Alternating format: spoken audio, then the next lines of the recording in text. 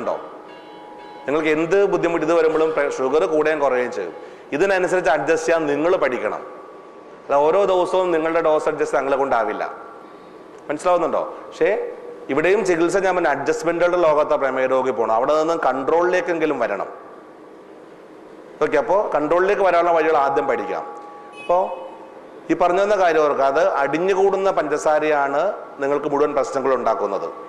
Ready അല്ലേ? Attack ഉള്ളവർ ഈ കൂട്ടത്തിലുണ്ട്. ECG എടുത്ത് അറ്റാക്ക് ഉണ്ടോന്ന് വെറുതെ കൈപോക്ക് അറ്റാക്ക് ഉള്ളത് ECG എടുത്ത് ഉണ്ടെന്ന് പറഞ്ഞു. ECG എടുത്തിട്ടൊന്നും ഇല്ലാന്ന് ഉറപ്പാക്കിയവരുണ്ടോ? അത് ചെയ്തിട്ടുണ്ടോ? ECG എടുത്തിട്ട് അറ്റാക്ക് ഇല്ലാന്ന് പറഞ്ഞു. അതായത് കൊടുത്ത കാശ് മുതലാകാത്ത ആൾക്കാർ കുറച്ച് പേരുണ്ട് അല്ലേ? ECG എടുത്തിട്ട് ഒന്നും ഇല്ലാന്ന് പറഞ്ഞു. പക്ഷെ നിരാശയൊന്നും വേണ്ട, എല്ലാവർക്കും കിട്ടിയിട്ടുണ്ടാവും. അത് ഞാൻ ഹാർട്ടാണ് ഉദ്ദേശിച്ചത്. ഹാർട്ടിന്റെ 4 അറകൾ, ഹൃദയത്തിനകത്തൊരു മോട്ടർ, ഹൃദയം ശരീരത്തിനകത്തൊരു മോട്ടർ, എല്ലാ ഭാഗത്തേക്ക് രക്തം പമ്പ് ചെയ്യുന്ന മോട്ടർ. ഹൃദയത്തിന്റെ ഭിത്തിയിലും ഇങ്ങനെ മണ്ണിര പോലെ നിറയെ ഇറച്ചുനാരുകളല്ലേ, ചിക്കൻ്റെ ഇത് കണ്ടിട്ടുണ്ടല്ലോ അല്ലേ? ഇതേപോലെ മണ്ണിര പോലെ ഇറച്ചുനാരുകൾ നിറയെ ഉണ്ടാകും. ഹൃദയത്തിന്റെ ഭിത്തിയിലേക്ക് രക്തോട്ടം എത്തിക്കുന്ന രക്തക്കൊഴൽ, നമ്മൾ കൊറോണറി ആർട്ടറി പറയുന്നത്. ഈ ഒരു രക്തക്കൊഴൽ ബ്ലോക്കായി എന്താ പറ്റുക? ഹൃദയത്തിന്റെ ഭിത്തിയിൽ ഇത്രയും സ്ഥലത്തേക്ക് രക്തോട്ടം ഇല്ലാതാവും അല്ലേ?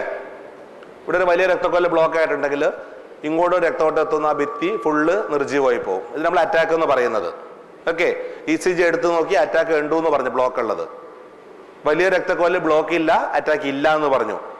പക്ഷേ പ്രമേയ രോഗിയുടെ വെറുതെ ആലോചിച്ച് നോക്കാം, വലിയ രക്തക്കൊഴലാണോ ബ്ലോക്ക് ആകുക, ചെറിയ കൊഴലുകളാണോ? ചെറിയ കൊഴലുകളല്ലേ? ശരിയല്ലേ? 100 കണക്കിന് കുഞ്ഞു കുഞ്ഞു രക്തക്കൊഴൽ ബ്ലോക്ക് ഉണ്ടാവും. ഇതൊരു ECGയിലും കാണിക്കില്ല. നിങ്ങളുടെ ഹൃദയത്തിന്റെ ഭിത്തി ഇങ്ങനെ അരിപ്പ പോലെ മനസ്സിൽ ഞാൻ ഊഹിക്കുകയാണ്. ഇതൊരു ECGയിൽ ഇത് കാണിക്കില്ല. ECG എടുത്ത് കുഴപ്പമില്ല എന്ന് അറിഞ്ഞു കാണും. പക്ഷെ നിങ്ങൾക്ക് കയറ്റം കയറുമ്പോൾ നല്ല കിതപ്പില്ലേ, നെഞ്ചിടിപ്പില്ലേ? മിക്കവാറും ആളുകൾക്കില്ലേ അല്ലേ? ECG എടുത്ത് കുഴപ്പമില്ല എന്ന് അറിഞ്ഞു, പക്ഷേ കിതപ്പുണ്ടാവും, നെഞ്ചിടിപ്പ് കാണും, ഇത്ര മനസ്സിൽ കാണാം. വലിയ രക്തക്കൊഴലിന്റെ ബ്ലോക്കാണ് ECG കാണിക്കുന്നത്. അതേസമയം ചെറിയ കൊഴലുള്ള സ്മോൾ വെസൽ വാസ്കുലർ, ചെറിയ രക്തക്കൊഴലാണ് ബ്ലോക്കായി പോയിക്കൊണ്ടേയിരിക്കുന്നത്. ഹൃദയത്തിന്റെ ഭിത്തി ഏകദേശം അരിപ്പ പോലെ ദ്രവിച്ചിട്ടുണ്ടാകും. ഇപ്പൊ ശരിക്കും ഹൃദയത്തിന്റെ വീക്ക്നെസ് നിങ്ങൾക്ക് തന്നെ മനസ്സിലാവും. ബട്ട് അങ്ങനെ എടുക്കണ്ട, മസിൽസ് ഇത്രയും പോയില്ലേ? ഹൃദയവും ശരീരത്തിനാണല്ലോ, കിഡ്നി ശരീരത്തിനകത്താണല്ലോ. ശരീരത്തിനകത്തുള്ള ഓരോ അവയവങ്ങളും നിങ്ങളുടെ ശരീരം ഫുള്ളായിട്ട് ഓരോ ദിവസവും ദ്രവിച്ച് തീർന്നുകൊണ്ടിരിക്കുക. ഇങ്ങനെ സംശയം ഉണ്ടാ കാര്യത്തില്? നിങ്ങൾക്ക് തന്നെ അനുഭവപ്പെടുന്നില്ല ഓരോരുത്തർക്കും. ഇത് മനസ്സിലാക്കാതെ രക്തത്തിലെ പഞ്ചസാര അഡ്ജസ്റ്റ് ചെയ്യാൻ നിങ്ങൾ ശ്രമിക്കുന്നത്. അപ്പൊ നിങ്ങൾ എന്തിനാണ് ചികിത്സിക്കേണ്ടത്? ശരിക്ക് നിങ്ങൾക്ക് ഉണ്ടാകുന്ന മുഴുവൻ പ്രശ്നങ്ങളും ഉണ്ടാകുന്നത് അടിഞ്ഞുകൂടുന്ന പഞ്ചസാര കൊണ്ടല്ലേ? ശരിയല്ലേ?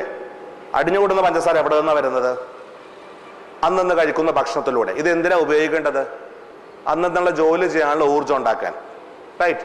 അപ്പൊ അന്നന്ന് കഴിക്കുന്ന ഭക്ഷണം അന്നന്ന് ചെയ്യുന്ന ചെറിയ വ്യായാമങ്ങളിലൂടെ കത്തിച്ച് കളയുകയാണെങ്കിൽ നിങ്ങൾക്ക് എന്തെങ്കിലും കേടുപറ്റുമോ? തേങ്ങ വീണതാ മുകളില്.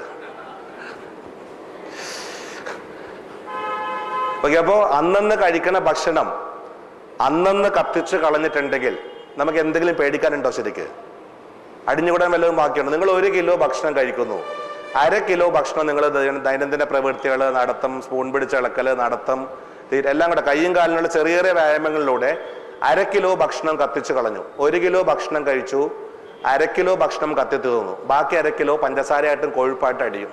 അന്നന്ന് കഴിക്കുന്ന ഭക്ഷണം അന്നന്ന് കത്തിച്ചുള്ള കാര്യം. അപ്പോൾ 1 കിലോ ഭക്ഷണം കഴിച്ചു, 1/2 കിലോ കത്തിച്ച് കളഞ്ഞു, ബാക്കി 1/2 കിലോ പഞ്ചസാരയായിട്ടും കൊഴുപ്പായിട്ടും അടിഞ്ഞുകൂടും ശരീരത്തിൽ. പ്രമേയ രോഗിക്ക്, പ്രമേയമില്ലാത്തവർക്ക് കൊഴുപ്പായിട്ട് അടിയൊന്നും മേത്ത്. 1 കിലോ ഭക്ഷണം കഴിച്ചു, 1 കിലോയും കത്തിച്ച് കളഞ്ഞാലോ അടിഞ്ഞുകൂടാൻ ബാക്കിയുണ്ടോ?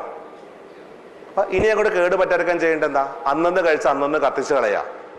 ഇനി അടിഞ്ഞുകൂടാൻ പഞ്ചസാര ബാക്കി വെക്കാതെ ചെയ്യാം.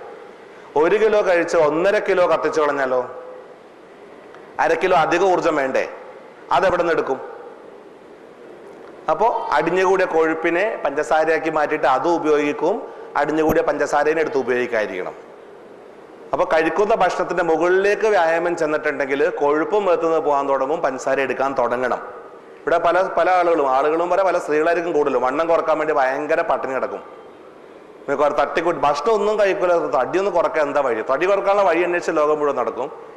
ഈ കഴിക്കുന്ന ഭക്ഷണം കുറച്ചിട്ട് പട്ടിണി കിടന്ന് മാറ്റാൻ നോക്കും. പട്ടിണി കിടന്ന് വണ്ണം കുറച്ചാൽ വണ്ണം കുറയില്ല, കുറയേ ചെയ്യും. ഇങ്ങനെ ശരിക്കും കവിളക്കൊട്ടി കോലം കെട്ട് പോകുന്നത്.